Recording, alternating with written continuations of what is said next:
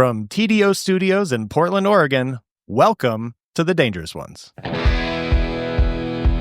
shots been fired, but the war ain't won. These white boys with money better learn how to run. The wall hits your back, the blood's on your tongue. You and me, baby, with a dangerous one.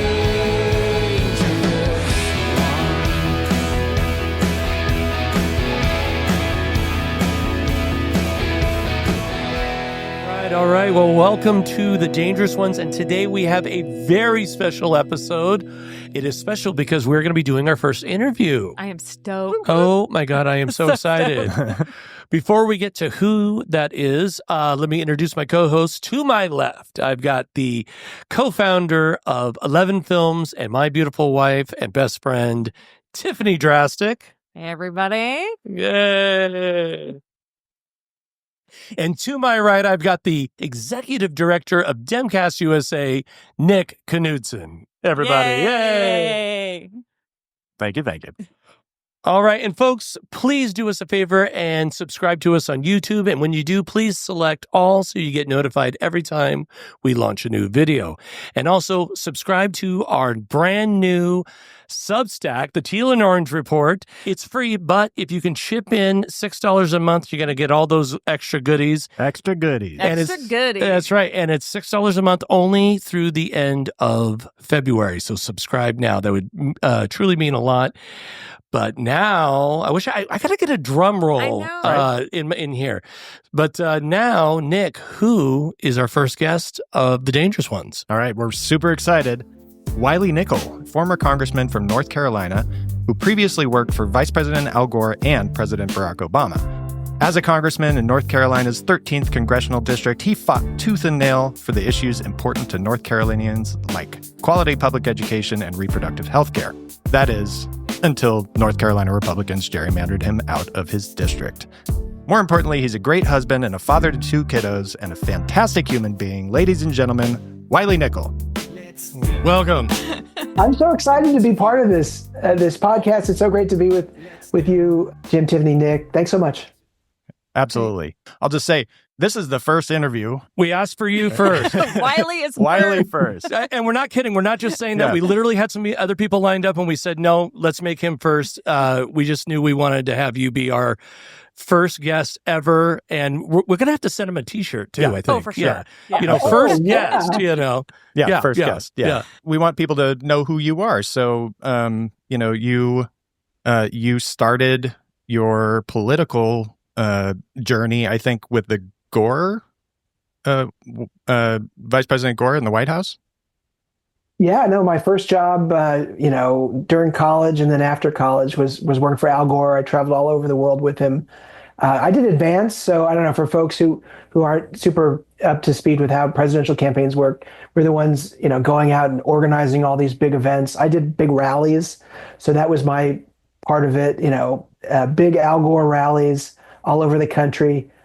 Continued doing that for a while, all the way, on and off up until President Obama for his first term. So, that was my part of it, and was, an amazing guy to work for, and still am in touch with him. So that's the beginning of your political career. Let's actually backtrack. So you grew up in California, right? Just a little bit. Okay. My mom was in TV news, and we left when I was 2. But so we moved kind of from media market to media market growing up. Wow. I came back for law school a little bit around there. But this was the 70s and 80s when, women on TV were unusual. It was like, men are supposed to read the news. So we Texas, Louisiana, Tennessee, Illinois, we moved around a lot. Well, but that would have been cool, right? Like, my mom's on the news. Like, everywhere you go, your mom's That's like a my mom, pseudo-celebrity, right? Was that a good thing or was it a bad thing? Did they make fun of you or was it good? Oh, no, it was really cool. And this was, obviously before social media. This is when you got your news from the local news every night. And then the next morning you'd read the newspaper, maybe you'd listen to the radio, Time and Newsweek once a week. But no, I got to go to stories with her. I got to go to interviews. That was a cool thing growing up. getting to, be part of all that stuff. How fun. And Yeah. was any of that coverage political coverage? Not a ton. I remember Robert Reich doing an interview when he was labor secretary with her, but I got into the act in Fort Worth, Texas. I covered the opening of Sesame Place for her station KXAS. So I got to interview Big Bird. It was a family kind of thing. I would have killed for that. great. Now, Wiley, you, myself, and Tiffany were all born in 1975, so we all feel the same. When you say Sesame Place, we know exactly what you're talking about, man. Yeah. I am jelly on this side. I am jealous. I did not get that in the bio. 75. That's fantastic. Yeah. So we're all. So before we get into it too far, how do you feel? I mean, we're almost all 50. 50 this year. You know, Is it treating you well? Yeah, no. how do you feel about? Are you okay with that, or? I'm not quite AARP yet. We got some time there. But, politics is the one thing where, at 49, you get to be really young. Yeah, That's true. That's true. That's a good point. That's It's Especially the now. average age in Congress. We're in our prime. Yeah. So scooting forward again, our understanding is that you were also involved in the Howard Dean campaign and might have had something to do on that famous night. Oh, the Yeah, no, screen. I Scream was- speech. Yeah. The Howard Dean Scream speech, that was my event. I was in charge of his, what was supposed to be the Iowa victory speech. It ended up being the speech where he finished third place. I was standing right by Governor Dean. There's a good story to it if you're interested in Yes. how it all. Yes. Yes, please. No one has ever asked me about this on the record, so maybe you're making some news here, but it was a money thing. I was in charge of Al Gore's Iowa caucus victory speech 4 years before that. At that point, I had $20,000 for the event, which was a lot of money, in 2000. But the Dean campaign gave me $2,500. And so we were just like begging people to do basic stuff to pull off a 3,000 person, speech. So when you give a speech in front of a giant crowd, you want to have monitors shooting up at the speaker. That was something I didn't have any money for. And so he couldn't, when he was doing that, Couldn't hear it was so loud in that room, he couldn't hear himself speak.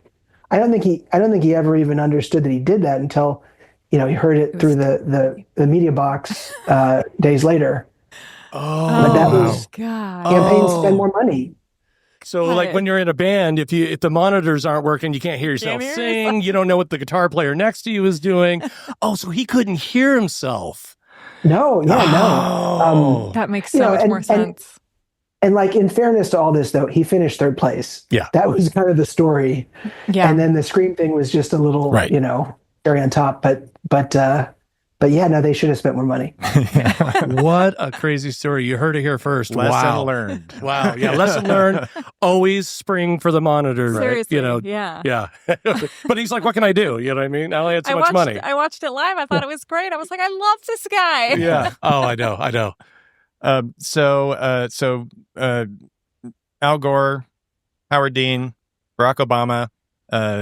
Fast forward to when you're in North Carolina in 2018, if I'm right, you ran and won a state Senate seat.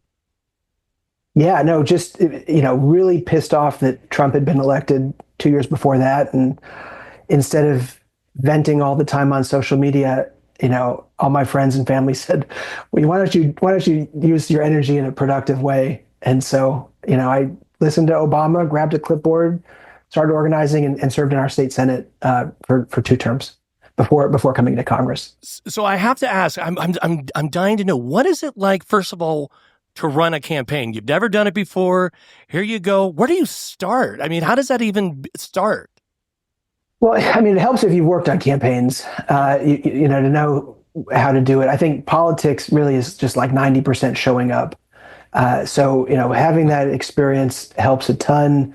It's a huge advantage, and you understand, what you need to do. So, I had a pretty good idea of what, my job was and what I had to do. And, for advance, you have to work really hard, and that's a good training for campaigns. It's a ton of work. It's really one of the hardest jobs you'll ever do. The folks who work on campaigns work so incredibly hard. It's just unlike anything else there is. And real quick, take us back to the very first time, election night, you win. I mean, I would equate it to a little bit like a musician signing a record contract for the first time. It's like you did it, but it's got to be even better when you're an elected official, because everybody, your fellow neighbors said, no, you're our guy. What does that feel like? Take us back to that night. No, I mean, it's an amazing thing. It's an amazing honor to be elected to anything, whether it's the state senate or the U.S. House of Representatives. The first election to the Senate, and then the first election to Congress. You'll never forget it. An amazing night, moving to the congressional race. I ran in a 50-50 seat. It was a Republican seat. We had no idea what was going to happen that night. It wasn't like these races where you know what's going to happen. So that made it even better. For the congressional race and same for my Democratic primary that really mattered for a state Senate seat way back then. But you want to have the good pictures and you want to try to enjoy. That's what at least I tell their candidates. Like, just make sure you take a moment to enjoy those good moments. And you were one of only 6 seats that flipped in that 2022 election cycle, weren't you? That's right. Yeah, Republican-leaning seat, and we had to fight tooth and nail to get there. We were constantly fighting for our lives with sort of the big supporters like the DCCC in Washington, who just didn't think that we were going to win these seats. And, I was sort of like the last person in for support from the DCCC, but they got it. We did our part, and they came in at the end, and we got there. And Nick, I've told you this, I don't know if you remember, but you were a big part of the success for that congressional race in 2022. When I was, when I won the Democratic primary, I had 5,000 Twitter followers. And you did some post where you're just like, hey, look, this guy's going to win this seat. It's going to be a close race. Follow him. And we went to 50,000 Twitter followers in just a minute. And that helped us nationalize this just absolutely crazy opponent who was totally unqualified.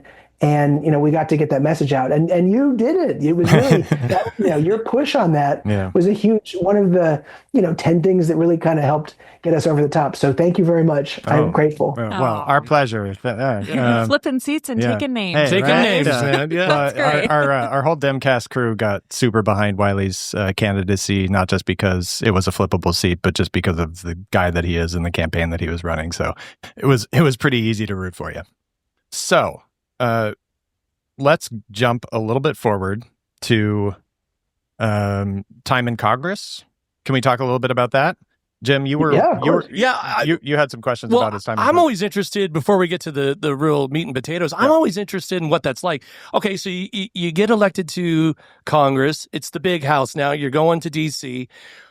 What is that first week like? Who shows you where the cafeteria is? How do you know how to do anything? I assume they give you a bit of a budget for a staff and all that. Are you overwhelmed? And can you finally go to your kids and go, hey, Dad's cool, man. I'm in Congress. Is it a welcoming environment? What is that like? I have a 9 and a 12-year-old right now, and they're the perfect age for this because this is really cool, and we made sure to enjoy that stuff. But for me, it was a whirlwind. We spent 100% of our time trying to get to Congress, and we didn't waste time trying to measure the drapes before we got there. So I had no idea what was coming. Steny Hoyer called me about midnight on election night and said he'd see me in Washington in 3 days. And I'm just like, what? What are you talking about? And so, they have an orientation. You get a ton of support. Everybody is great. One of the things, everyone kind of asks, what surprised you about Congress? For me, it's always the people that I serve with, just how much I like them, how well we all work together. The Democratic Caucus with Hakeem Jeffries, an amazing group from the top all the way down, folks who are there to support each other. That was, one of the best parts about it. But you get, a really good budget to do the work, you get sent there for. It's close to $2 million a year. So you get to hire a great staff. You get to, put out get the force you need to get out good messaging and to help the constituents with good constituent services. So those are the kind of things you spend a lot of time on: setting up an office, figuring out how to organize. My focus was constituent services, something I campaigned on. So we did a lot of good work for North Carolina families. It was it was a little weird too. I voted for Speaker of the House 15 times. That's right. In my first week there. So we had the plans of like, you're going to do the swearing in, right, and the after party, and it didn't happen. We just kept voting and voting and voting. No time to settle in. I was going to ask you, and real quick, and then we'll move on. But when you were running for Congress, do you take chances ever? Like a lot of people play it super straight. Like, don't think outside the box. Don't go on that show. Don't do this. Don't do that. Obviously, there's certain things you want to do and you don't want to do. But lately in a lot of races, some people, Kamala is like, she didn't take enough chances over here. Like, I don't know if that's true or not. I was curious, did you feel like you took chances? Is that something that you don't do when you're running a race? What is your thoughts on that? Yeah, I mean, my congressional race, we took chances. We did a lot of things because in that election, at the moment, Biden was that summer in 2022, Biden was just polling in the toilets. Yeah. It was dragging a lot of Democrats down. It was the national environment was really bad for us, and folks just didn't think we'd win any Republican seats. So we had to spend early. We were very aggressive, and I think that's the kind of campaign you want to run. I never pulled any punches. I just went after my opponent over and over. I mean, I think that's something I hope other candidates can understand and get there, because you got to have the fire in the belly to do this stuff. You got to be fired up, and if you're not, you're in the wrong job. So that's just looking at my race, the way I kind of approached it. Nice, and it worked. Yeah. And so, one last question about your time in Congress: who is one Republican colleague that you had that you really enjoyed working with? Yeah, so one of the things I wanted to do, I wanted to serve on the House Financial Services Committee. And part of the reason was because Patrick McHenry, the temporary speaker for all of 2 weeks, was the chairman of the committee. So that was a legitimate relationship of one Republican that, we got along really well and did some good bipartisan work on a number of things. That was he's from my home state of North Carolina. And so, it's the thing that I think, just kind of stepping back from your question, that matters for Congress. You are serving in a body with 435 people. You're not going to get anything done by yourself. The lone wolves, the ones who maybe are like really great on social media, that's not how you get things done. You get things done by building relationships. So the most important commodity in Congress are your personal relationships. That's what I spent my time focusing on, learning about Democrats, Republicans, everybody I could, to build those relationships. So, you do that, you build a good coalition, and you can get things done. Obviously, this wasn't a very productive Congress, but, we were able to, do some of the things that I campaigned on and that mattered. Yeah, that wasn't your fault. Yeah. So speaking of Republicans, so in, was it 2023, the North Carolina Republicans redistricted? Let's talk about gerrymandering here. So what happened, Wiley? Yeah, I mean, totally, to paraphrase David Daley's, book, rat fucked. That's what happened in North Carolina. So, to kind of set the stage on this, we had a 4-3 Democratic Supreme Court in North Carolina the year before I got elected. Okay. They had a fight with the state legislature, and they drew fair maps. They didn't draw Democratic maps. They didn't draw Republican maps. They drew maps that should have elected 7 Republicans, 6 Democrats, and 1 that could have gone either way. We won that 1 that could have gone either way. And so we had 7 Democrats and 7 Republicans, exactly what you should expect in a 50-50 state. But in the same election that I won in 2022, we lost 2 Supreme Court races statewide in North Carolina. So Republicans had a 5-2 majority on the court. They elected total partisan hacks who literally should just put MAGA hats on when they're on the bench. And the Republicans knew they had a green light to do whatever they want to, again, using that word, to rat fuck the state. And they did. They drew maps that guaranteed 10 Republican seats, 3 Democratic seats, and one more that could have gone either way. That wasn't my seat. Mine got gerrymandered into oblivion. Jeff Jackson, Kathy Manning, those are the other 2. And if you draw a map a certain way, the technology is so precise. It is absolutely a science on that. If you do it a certain way, you can guarantee an outcome. Not even the best candidate in the world is going to overcome a massive partisan disadvantage. When you're doing the maps. So my seat got gerrymandered away, and the big thing for why especially North Carolina matters is it didn't just change me going back to Congress. It didn't change a few Democrats in North Carolina. It changed the future, the course of our democracy. Our history changed because of those 3 seats. The 3 seats that we lost in North Carolina because of gerrymandering were literally the difference in Hakeem Jeffries being Speaker of the House today. If we had those 3 seats, I would have been Democrat number 218 in the U.S. House, and Hakeem Jeffries would be Speaker right now, and things would be so different in Washington. So if folks, you want to put your finger on one thing that we got to fix, and it's causing so much dysfunction in Washington, it's ending gerrymandering. 100%. I really appreciate your work on that. After the election, I was despondent, to say the least. And so I decided to do something drastic, and I jumped out of a plane. And I heard you jumped out of a plane too. I did. Where did you do it? What did you do? I did it in Hawaii, off a North Shore. So how about you?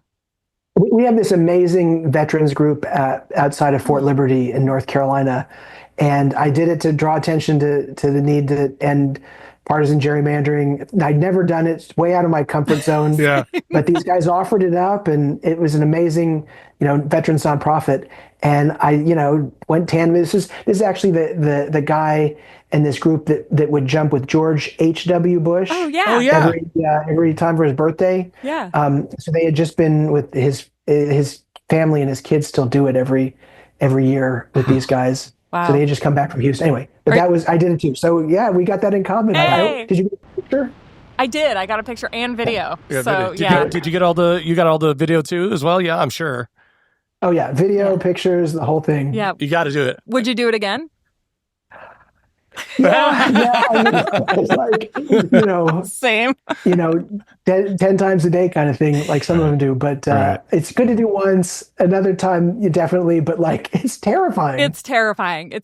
I had my kids with me, and they're adults, but I went first. And when we all got to the bottom, they said, "You just fell out of that plane, Mom." I don't know. I was going to back out. So, it's terrifying.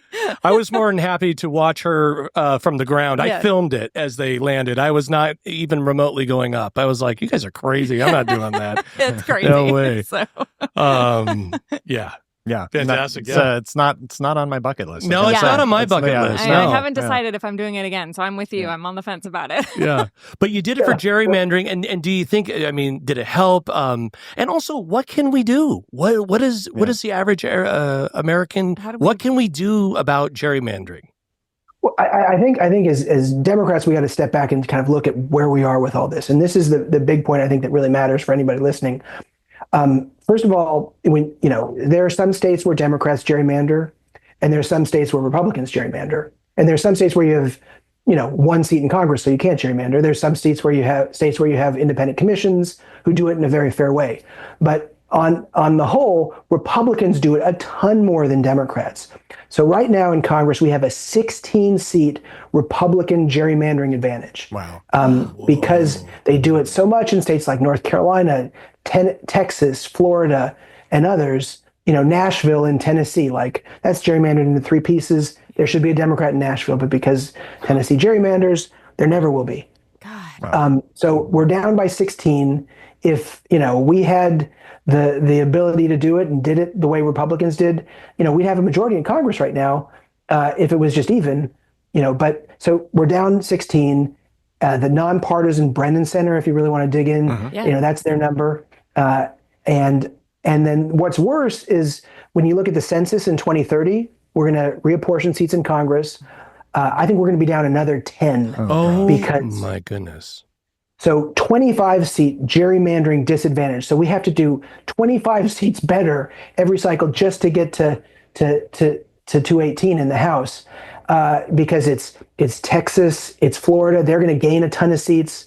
All the Midwestern, states and California are going to lose a bunch of seats.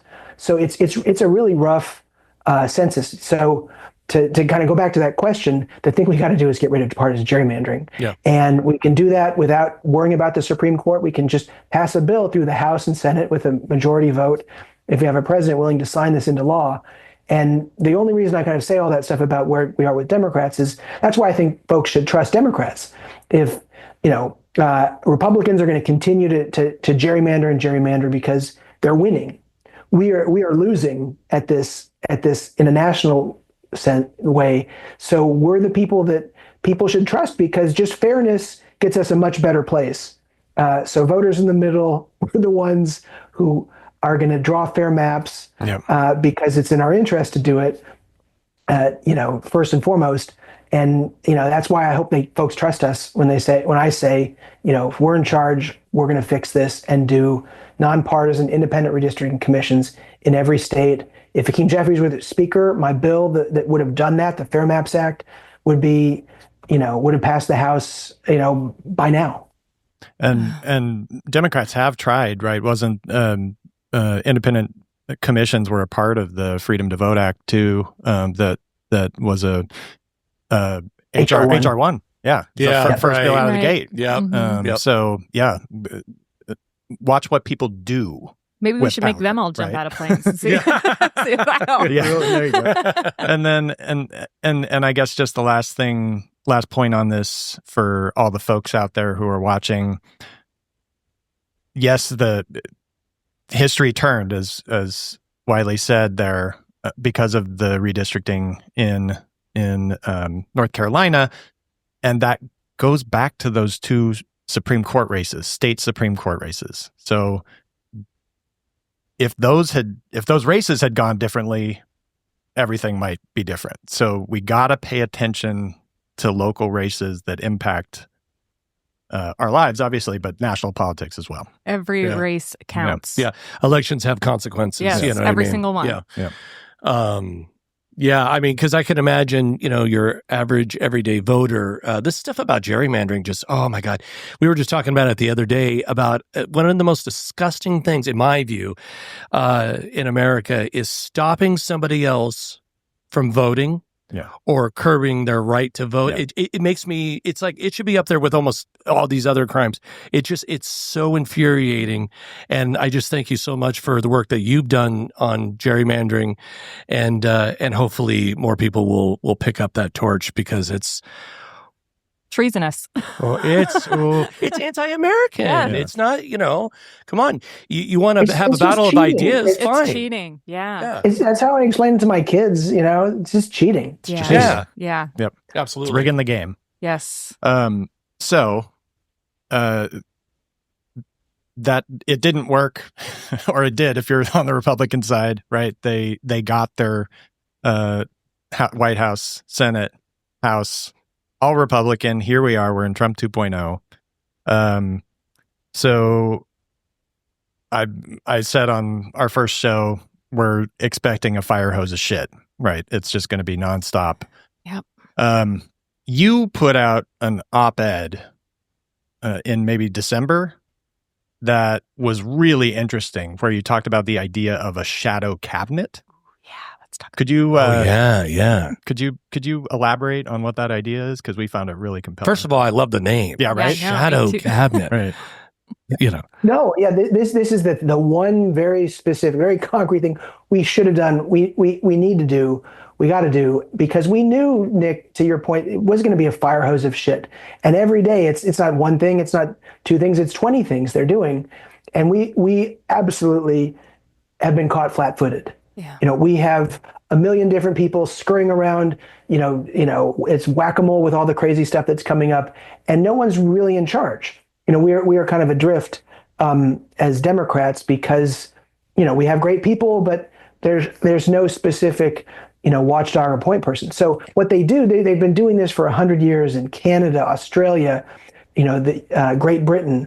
They have, as part of their loyal opposition, the party out of power appoints shadow cabinet members. So the shadow part is something that the far right guys just, they hear shadow and they lose it. But maybe there's a different word. We say like sunshine cabinet or American, but like the shadow part has been hard for Republicans to understand. But basically, it's just getting Democrats in Congress, in the Senate, and the House, who are already paid to be there. They don't get any extra money, but they get a portfolio. They get a position in the cabinet to go one-on-one with whoever Trump appoints. So, they appoint Pete Hegseth as, he wins. He is now our Secretary of Defense. We put Adam Smith from Washington as our shadow, Secretary of Defense, or maybe we call it something else. Right. But every single cabinet member for Trump gets a Democrat. And so when we look to answer, to have a watchdog, to put our own good ideas forward, we've got someone that everybody can go to and hear from. It's just messaging 101 to do this. It would cost us nothing. It's easy to do. And we have such amazing talent in the U.S. House of Representatives, in the Senate, who could just eat it up with these jobs. And, and that's how we organize our opposition and how we get good watchdogs. And the one other point, too, that I just think was kind of a surprise for me. But as I put this out there, I talked to people who were shadow cabinet ministers in these other countries. Oh. And one other thing they said, too, is it is a bonanza for leaks. So everybody in these agencies knows exactly who to go to tell them the crazy stuff that's happening. And then we've got, our lead person, in opposition to Trump, putting, again, our good ideas, but, they know who to go to when, to really say the horrible stuff that's happening. What a fantastic Washington idea. Post, that was where the opinion piece was. You can see it there. You go to wileynickel.com. My website has links. My social media at Wiley Nickel has links. And, you can read it, but it's all out there. A lot of people have been pushing this idea too, since we did it.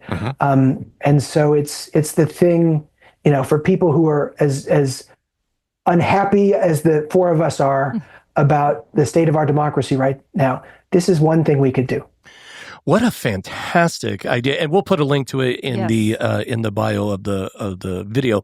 Have you brought this up to anybody currently in Congress, and what are their thoughts? Yeah, I mean, I shared it with every single one of my colleagues in the House. We sent them the piece. They understand it. It's just Congress is a slow place for change. You have committee chairs who kind of feel like they have some jurisdiction there, but you got to kind of break through that. So it's one of the things that, change isn't going to happen because, a few people in Congress want it to happen. It happens because people who are listening to this podcast, people, who are out there in the world make their voice heard. And this is just one of those things where you want to change the way we respond to Trump. This is something that, I hope people will embrace and push and ask their members of Congress, why don't we do this? It seems like such a absolute no-brainer. I was just going to say, it's like the most utter no-brainer of all time. The problem is the word shadow. Fine, call it mirroring, call it twinning. I don't care what you call it, but we have to do it. And the cherry on top is it would piss off Trump to no end. Every single cabinet secretary, they would hate this because they have someone to hold them accountable. Yes. They don't want that. They want us divided. They hate it until they get to do it. And then they're like, that's the best idea ever. So let me ask you this, because, as a party in general, I've been a Democrat my whole life. I just put out a video a few weeks back about the first time I ever saw Jimmy Carter. I was at the Portland airport when I was 5 years old. I was on my dad's shoulders. I waved at Jimmy Carter, and I was hooked from that moment forward. Why are we moving so slow? This is a no-brainer. Come on. You're in charge of this. You're in charge of that. Keep an eye on that guy. How hard is that? So I guess I'm asking you is what can we do? What can we do as the Democratic Party to kind of we got to get faster at things. We got to get moving, because the Republicans are going here, this is what we're doing. Done. Next. This is what we're doing. Done. Next. It's just like, I mean, what do we do, man? What do we do? But we got to put forward our better ideas. We have better policy proposals. The prescription we have to help, middle-class Americans is much better. And we just are losing that messaging battle. And so, we didn't do a good enough job. We got to do a better job. We got to talk about economic issues. That's my focus. That's what I think we ought to be doing as Democrats. This is just one of those tools that helps us do that in a much better way. But there's not one thing we got to do. We got to do 100 things right. And that's, I think, it's hard to just put your finger on one thing, but, we need to convince folks that we're the party that's going to help improve their economy, that's going to create good paying jobs, and that cares about healthcare, education, the environment. Because Donald Trump and the Republicans in the House, they will do anything he says, and their focus is tax cuts for corporations and the wealthy. That's what they care about. That's, all this stuff, it's distraction. They want to just continue to gut, the federal government in Washington. And, that's not helping any of the folks that I used to represent in North Carolina.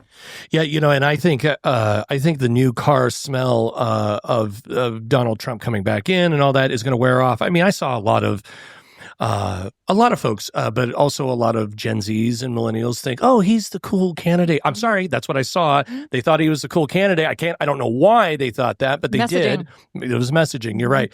But I do believe it won't take too long before that new car smell wears off, and it's like, oh, I mean, it's already happening now. I mean, they're making that big joke about eggs. It's like, well, eggs are like freaking through the roof already, So they're not going to be the cool party for very much longer, and we need to swoop in and take our rightful place with the better ideas, as Wiley is saying. I was curious, really quick, when you were in Congress, did you ever disagree with leadership? And if you did, how did that go? I mean, are they open to ideas? Are they like, sorry, new guy, this is what we're doing? Yeah, I mean, they were always super supportive of whatever, you need to do to represent the folks who sent you to Washington. At least that's Nancy Pelosi, that's Hakeem Jeffries, and on down. So, if I had a different position on an issue and voted differently, I never had any, anybody upset about it. And everybody there understands you're there to represent the folks who sent you. And, we just, we were in the minority too, so it's a little different. If you're in the majority, it can get a little tougher.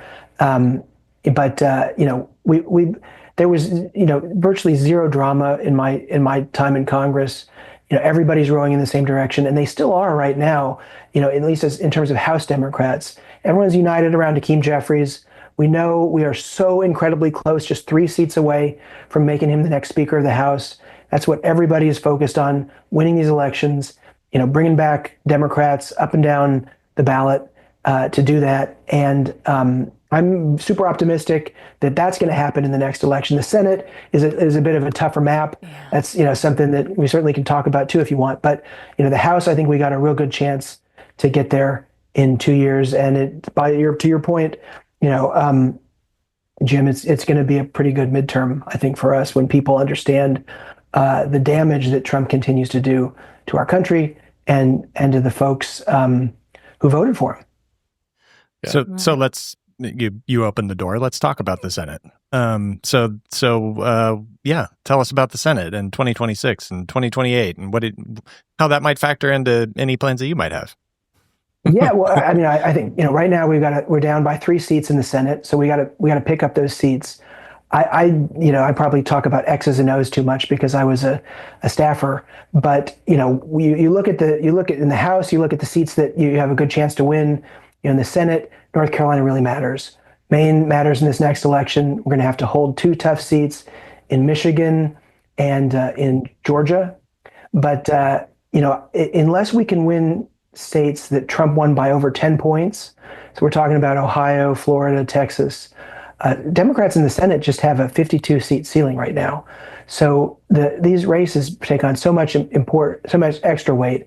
North Carolina is, one of those states where we got to, we won a ton of races statewide as Democrats other than Trump.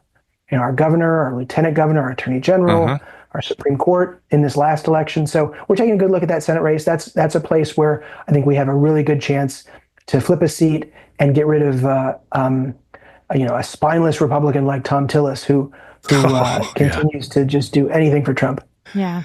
But the question is, are Americans and North Carolinians going to be lucky enough to have a Wiley Nickel running? Would you throw your hat in that race, sir? He's not going to answer that question. Go ahead. Go ahead. Yeah, no, I'm going to dodge that one. Yeah. But we're looking at it. We're spending. I'm going around the state talking to folks about it. It's something that I would love to continue the work I started in Washington, but we're not quite there yet for me. But definitely taking a good look and trying to see if I'm the right candidate to do it. Well, I tell you, you'd have the support of the dangerous ones. We would be behind you all the way, and we would do whatever we could to help with anything you're running for. You're just, it's just, I can't believe that gerrymandering. But I wanted to ask you, what advice would you give to somebody who is running for Congress for the first time? In I think it was 2016, Bernie Sanders, say what you will, but man, that guy got a lot of people excited, and just with the nuts and bolts of he was like, this is how you do it. You know what I mean? You go over here, and then and it made people go like, I can run, but I can do that. What advice would you give to somebody who was like, what, maybe I could do that? I think if anybody who's listening, I encourage you to run for office. Number one, I say that to everybody. They have some statistic that women need to be asked 6 times, more than men to do it. So women, I'm going to ask you 6 times right now to do it. But run for office. The more people who do it, the better. I think that's really important. And literally anybody who's listening, anyone who's ever asked me for advice to sit down about running for office, I always take those meetings, because people did it for me when I first started. So I think people should do it. It's very doable. And you go to Congress and you see there's all kinds of people that make it there. Maxwell Frost, 26-year-old. Yeah. He got elected to Congress because he busted his ass. He had a great message. And anybody who's willing to just, put, every ounce of their energy into a race like that, you can do it. If you have a seat, number one, that, maybe it's a blue seat and it's a primary that you got to win to get there, but you gotta make sure that it's a winnable seat. But if it is, one way or another, go for it, or set your sights a little lower. Congress is a big bite for most people. Yeah. State house, Absolutely. City council. Yeah. Those are all great places to start too. School board, anything. We need Democrats running everywhere. Yes, we do. Just real quick, and not to put you on the spot, but was there anything when you ran the first time you went, I'm not doing that again? That was a bad move. That you could maybe pass along. Was there anything that you can help folks with? Yeah. I don't have any specifics. Sometimes though, the toughest thing is just not. You don't have to talk all the time. You don't always talk about every issue. So sometimes just doing nothing is the right move. That's kind of a weird thing to get used to as a candidate. You don't have to fight every single battle. You got to pick your fights, and really people are really going to know you just for a few things. So for me, I really just try to talk about gerrymandering every chance I get. My hope is that if I continue to do that, I'll move the ball forward on that.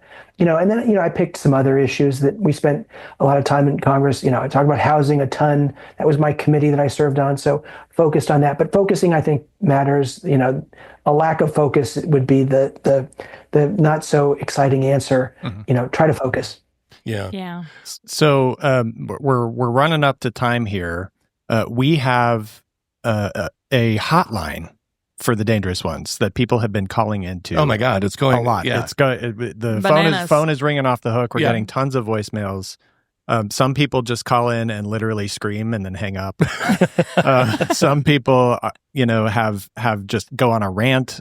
Some Kelly from North Carolina. Yeah. Went on a rant. We put it on TikTok. She went viral. Yeah. She's still going. Over 1 million views on that content. So, there's a cathartic feeling on the hotline for sure, but there's a lot of angst. People are hurting. They're lost.